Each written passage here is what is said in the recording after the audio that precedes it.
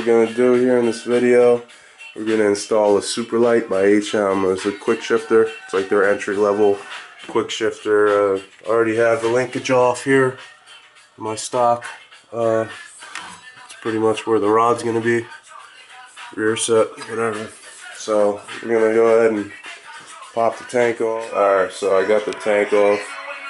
Pretty easy, basic stuff.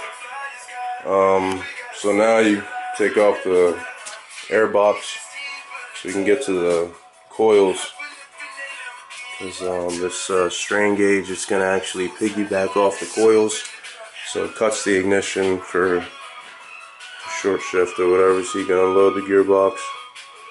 So yeah, that'll be the next step, take off the air box. Alright, so got the whole air box off. There it is right there. And this is what it looked like. Taped up the holes there so nothing will fall in.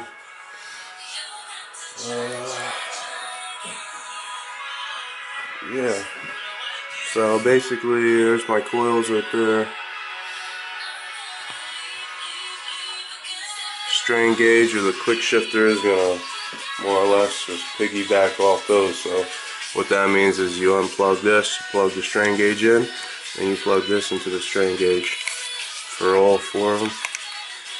So yeah, this is what the 2011 through 2014 Gixxers look like underneath. Pretty nice. Alright, so what we got, HM Quickshifter. We'll just see what's in the box. Well, we know what's in the box, but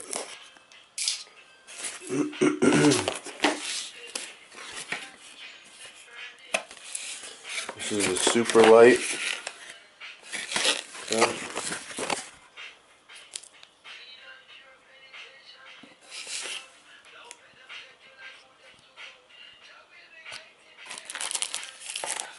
Setup guide.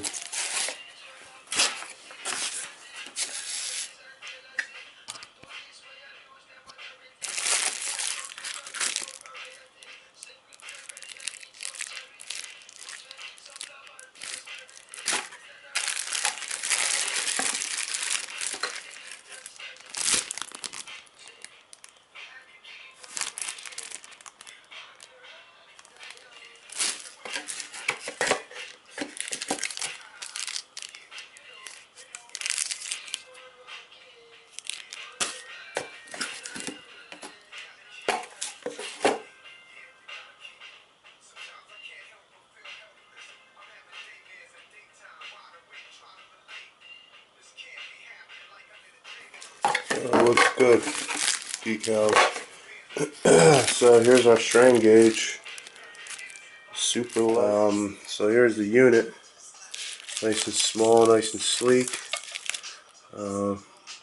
Looks pretty sweet. It has a little light on it, so I'll have to see what that actually does.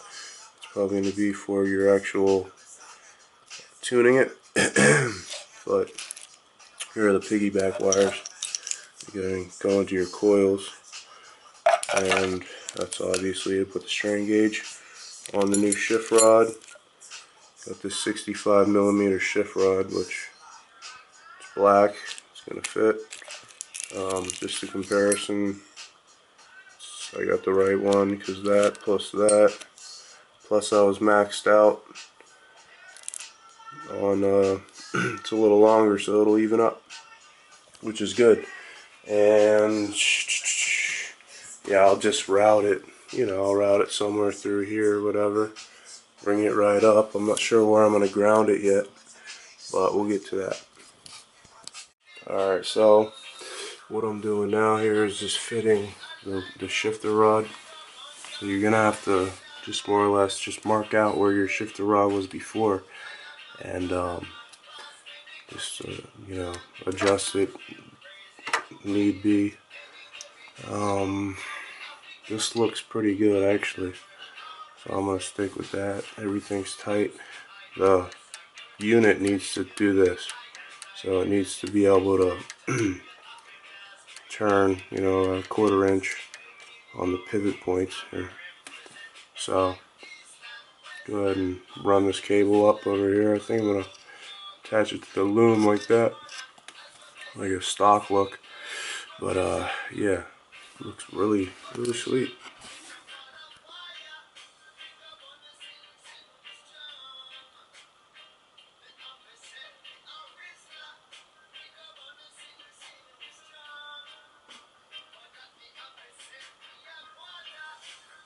You can see it just piggybacks, like I said, off the coils.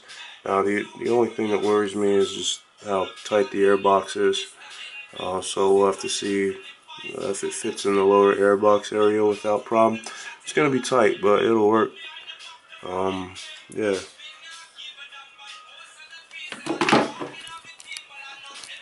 I finished the install, and looks pretty damn good. I mounted it that way so you could at least see the light, and I put the wire in a different spot than I had it before, just because I think it looks better that way. So it's all wired up. Everything's ready to go.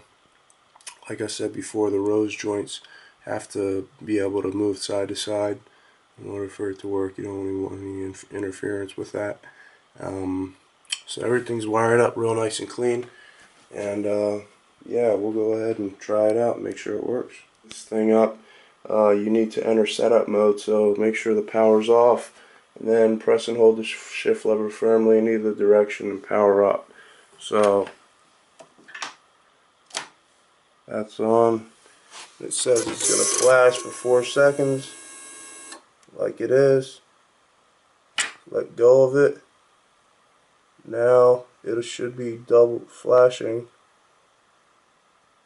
I think I missed it. Let's try this again. Okay, make sure it's in gear, up or down, on, 4 seconds. Let go. Alright, now it's in setup mode. Now it's set to 2, so that's what I actually want. So if you wait 10 seconds, it goes to normal mode. So that's how you set it up. If you wanted to change it, the sensitivity, you would just click again and it's flashed 3 times. So that's how you set this thing up.